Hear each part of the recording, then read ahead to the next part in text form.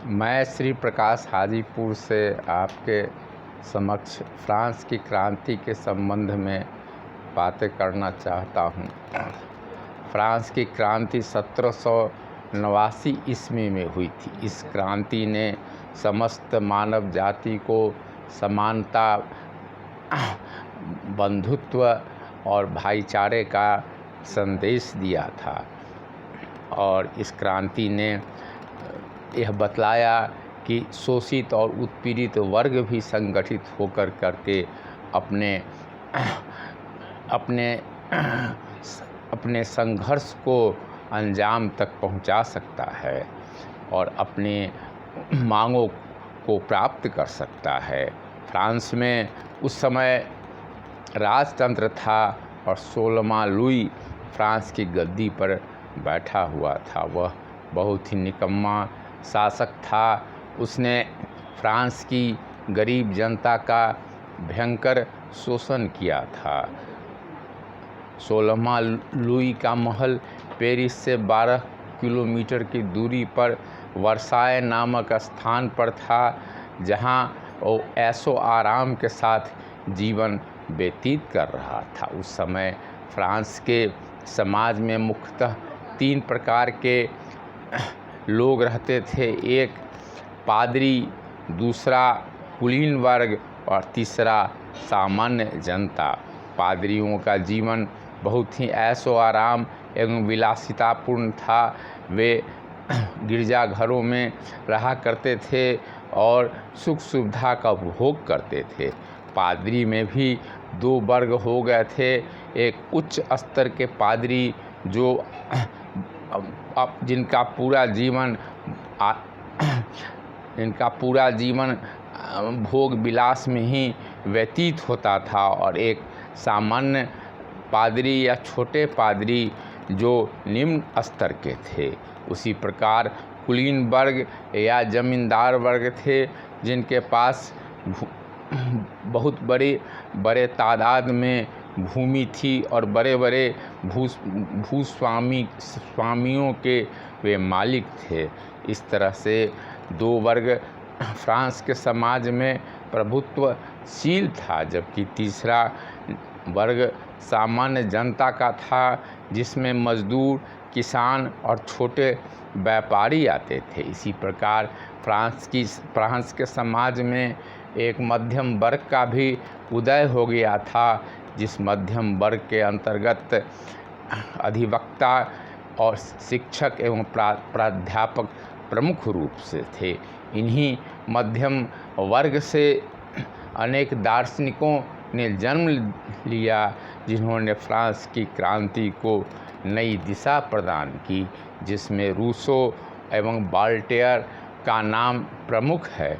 Rousseau ने ही अपनी पुस्तक सोशल कॉन्ट्रैक्ट में यह बतलाया कि स्वतंत्रता मनुष्य का जन्म सिद्ध अधिकार है, और रूसो ने ही नारा दिया था समानता, स्वतंत्रता एवं बंधुत्व का। उसी के आधार पर फ्रांस की क्रांति हुई। रूसो के विचार से ही प्रभावित होकर रूस के साधारण जनता ने राजतंत्र के विरुद्ध विद्रोह किया, जिसका परिणाम यह हुआ कि फ्रांस में राजतंत्र का अंत हो गया।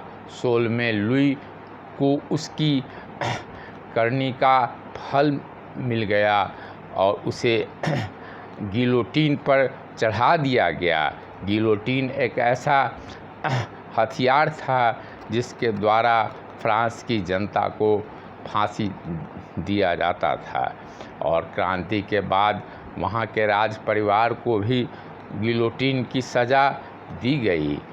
लुई 16वां की पत्नी मेरी अंतोनेट भी बहुत ही विलासी प्रकृति की महिला थी, और उसको देखभाल करने के लिए 500 मजदूर या नौकर दिन रात लगे रहते थे और उसे घेरे रहते थे।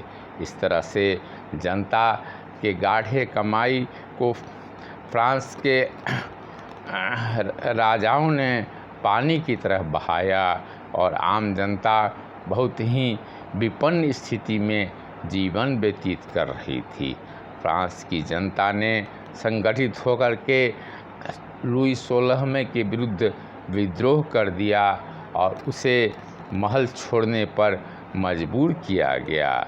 इस आंदोलन में समाज के सभी दबे कुचले शोषित वर्ग एवं मध्यम वर्ग ने महत्वपूर्ण भूमिका अदा की और इसमें बुद्धिजीवियों और दार्शनिकों ने भी अपना रोल निभाया। इस तरह से हम देखते हैं कि फ्रांस की क्रांति ने समस्त मानवता को जनतंत्र का संदेश दिया।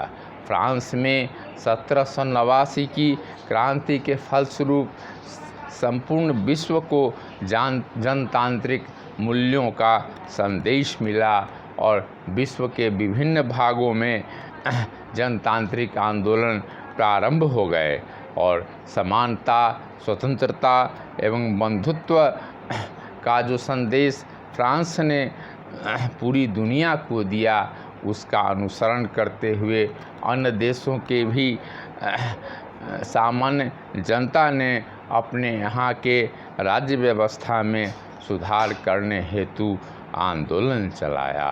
फ्रांस की क्रांति ने आधुनिक युग में एक ऐसा संदेश दिया जिसके कारण यूरोप में राजतंत्र धीरे धीरे धाराशायी होने लगा और उसके जगह पर जनतांत्रिक शासन प्रणाली का आविर्भाव हो गया। इस तरह फ्रांस की क्रांति आधुनिक इतिहास की ऐसी घटना है, ऐसा युग परिवर्तनकारी आंदोलन है जिसका अनुसरण करके समाज के निचले तबके ने अपने अधिकारों को प्राप्त किया और जनतांत्रिक अधिकारों को प्राप्त किया, मतदान करने का अधिकार प्राप्त किया, महिलाओं को भी अनेक प्रकार के अधिकार दिए गए और दास प्रथा इत्यादि का धीरे धीरे उन्मूलन हो गया है। इस तरह हम देखते हैं कि फ्रांस की क्रांति हर दृष्टि से जनतांत्रिक थी और जनतंत्र के लिए प्रेरणा स्रोत रही।